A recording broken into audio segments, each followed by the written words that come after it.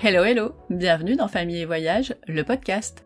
Le podcast qui donne envie aux parents de faire leurs valises, même quand les enfants râlent qu'il faut trimballer toute la maison et qu'on se demande encore pourquoi on ne s'est pas contenté d'un club avec mini disco. Ici on parle voyage en famille avec de vrais parents qui prouvent chaque semaine que oui, même petits, les enfants en profitent et s'en souviennent, et que non, on n'est pas fou de les emmener à l'autre bout du monde ou à 2 heures de chez nous, c'est bien aussi. Moi, c'est Stéphanie, maman de 2 grands ados, donc j'ai survécu aux crises dans l'avion, aux sandwichs oubliés dans le sac à dos, et oh, j'en ai marre de marcher, quand est-ce qu'on s'arrête ? Et malgré tout ça, j'adore voyager en famille.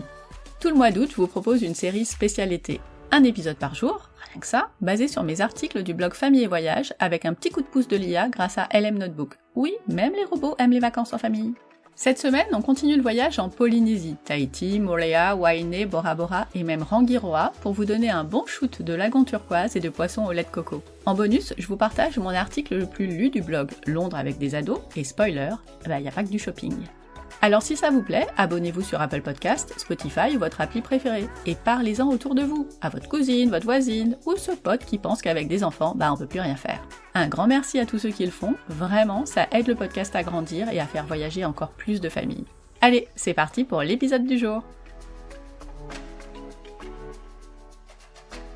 Bonjour et bienvenue, on continue notre exploration de ce carnet de voyage familial en Polynésie. Oui. Aujourd'hui, cap sur Moorea. Après Tahiti, les notes la décrivent vraiment comme l'île coup de cœur. C'est ça, la plus belle, la plus adaptée aux familles apparemment dans l'archipel de la société. 6 jours sur place, ça semble assez intense, non ? Oui, 6 jours. Et une île avec une histoire, hein. Ah oui. Et le programme a l'air assez riche. Ils ont exploré aussi bien le lagon que les hauteurs. D'accord. Et même testé 3 hébergements différents. Donc oui, une vraie immersion, je pense. Alors justement, qu'est-ce qui a rendu cette étape si spéciale pour cette famille ? Avec des enfants de 9 et 13 ans, c'est ça ? C'est ça. Qu'est-ce qui a vraiment marché ? L'aventure, j'ai l'impression, a commencé fort sur l'eau, non ? Ah oui, carrément. La journée en pirogue polynésienne avec Miti-Tour, ça ressort comme un moment phare. Mhm. Et c'est pas juste une balade, hein, c'est vraiment une connexion avec le lagon. C'est-à-dire ? Ils ont navigué avec des dauphins, des tortues, ils ont approché les raies, les requins pointe-noire, près des patates de corail. Ah, ces fameuses patates. Oui. Et puis, atelier cuisine de poisson cru au lait de coco sur un motu, Ah, génial. sur un petit îlot. Exactement. Le tout avec du ukulélé, des histoires. C'est cette magie, mais accessible, qui semble avoir marqué. Et il y a eu une autre rencontre marine forte, mais peut-être plus fugace. Les baleines ? Ah oui, les baleines à bosse. C'était la bonne période entre fin juillet et novembre. D'accord. Alors bon, ils n'ont pas pu nager avec elles ce jour-là. Apparemment, les jeunes étaient un peu joueurs. Ah d'accord, un peu trop près peut-être. Voilà. Mais juste les voir, observer 2 jeunes baleines, ça a été décrit comme un moment puissant. Au point d'inspirer un tatouage, c'est dire. Oui. Ce qui est intéressant aussi dans ce récit, c'est comment le terrestre complète le lagon. Le tour en 4x4, ce n'était pas juste pour faire un tour. Non, non, pas du tout. C'était vraiment pour découvrir l'autre visage de Moorea, quoi. La route des ananas. Les ananas Queen Tahiti. C'est ça, le col des 3 cocotiers, le belvédère avec la vue sur les 2 baies. Poponoou et Cook, oui. Magnifique. Ça montre bien la dualité de l'île, je trouve, mer et montagne. Sans oublier la montagne magique. Aussi pour la vue, j'imagine. Oui, une autre vue imprenable. Et puis la dégustation de jus chez Rotui et le Tropical Garden. Ah, le Tropical Garden et ses confitures. Surtout une apparemment. La Corosol vanille. Oui, elle est qualifiée d'extraordinaire. Ça, c'est le petit détail qui ancre le souvenir, j'imagine. Tout à fait. Et au-delà de ces excursions, les notes insistent aussi sur l'importance de juste profiter. Se poser un peu. Voilà, faire du yoga face au lagon, flâner sur les plages. Temae est citée comme la plus belle. Et une autre plage, les Tipaniers ? Oui, les Tipaniers surtout pour son côté pratique. Accès facile en kayak pour aller voir des raies et des requins. Ah oui, donc pas besoin d'une grosse excursion pour ça. Exactement. C'est cette facilité d'accès à des expériences fortes qui semble être un peu le fil rouge du succès en famille là-bas. On sent aussi une petite touche culturelle avec les tikis. Oui, ces sculptures mi-homme, mi-dieu, emblématiques de la Polynésie. Originaires des Marquises d'ailleurs. Symbole de puissance, de sagesse. C'est ça. Bon, ils n'ont pas visité le Tiki Village de Moorea, mais leur présence est notée. Et il y a quelques regrets aussi, ou activités manquées. Oui, la clinique des tortues de l'association Temana o Temona, qui soigne les tortues blessées. C'est vu comme une alternative peut-être au Dolphin Center de l'Intercontinental qui est parfois controversé. Exactement. Et puis, la soirée polynésienne au Sofitel, manquée plusieurs fois. Ah zut. Mais elle est recommandée pour les danses. Par contre, petit conseil pratique dans les notes, y aller pour boire un verre plutôt que pour le dîner qui est jugé cher. D'accord. Ça montre une recherche d'authenticité, mais aussi de bon rapport qualité-prix. Tout à fait. Et justement, côté budget et saveur, il y a un conseil qui revient souvent, non? Oui, clairement. Privilégiez les snacks locaux pour déjeuner. C'est plus abordable que les restos d'hôtel et souvent très bon. Des noms qui ressortent. Alors, le snack Mahana, incontournable apparemment.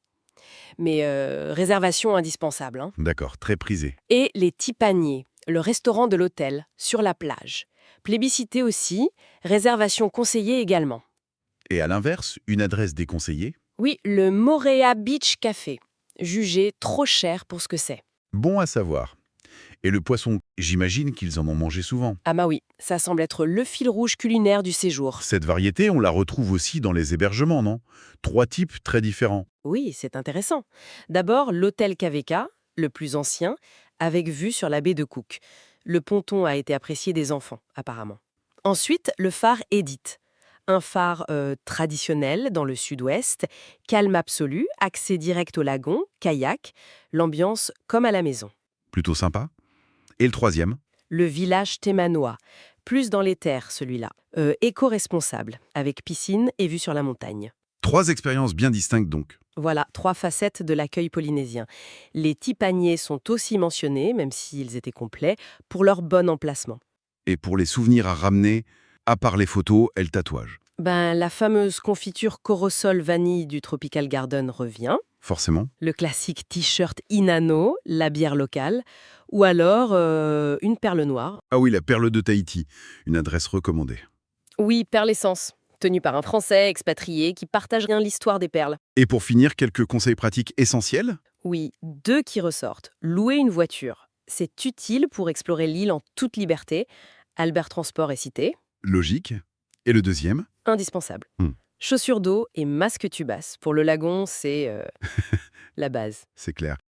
Bon, en résumé, ces notes dépeignent vraiment Moorea comme une destination hyper complète pour une famille, non? Oui, tout à fait.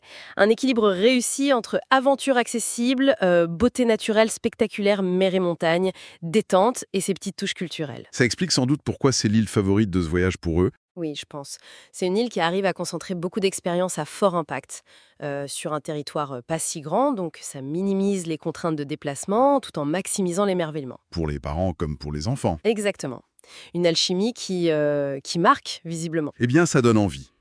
La prochaine étape de ce périple polynésien nous emmènera à Wayne. Merci de nous avoir écoutés pour cette exploration de Moorea.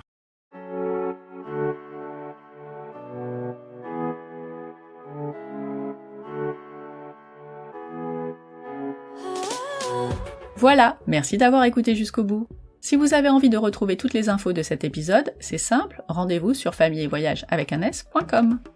Oui, je sais, je radote, mais vous commencez à me connaître. Abonnez-vous, laissez une note, un petit mot ou envoyez cet épisode à un parent qui pense encore que voyager en famille, c'est un parcours du combattant. Alors oui, bon, parfois c'est vrai, mais c'est aussi tellement chouette. Si vous avez envie de papoter voyage, de poser une question, de proposer une destination ou un invité, retrouvez-moi sur Instagram à Famille Voyage avec un S. Je réponds toujours avec plaisir. Sauf quand je suis dans l'eau, là, faut attendre un petit peu. À très vite pour le prochain épisode. D'ici là, prenez soin de vous, inspirez-vous et surtout, créez-vous de chouettes souvenirs en famille.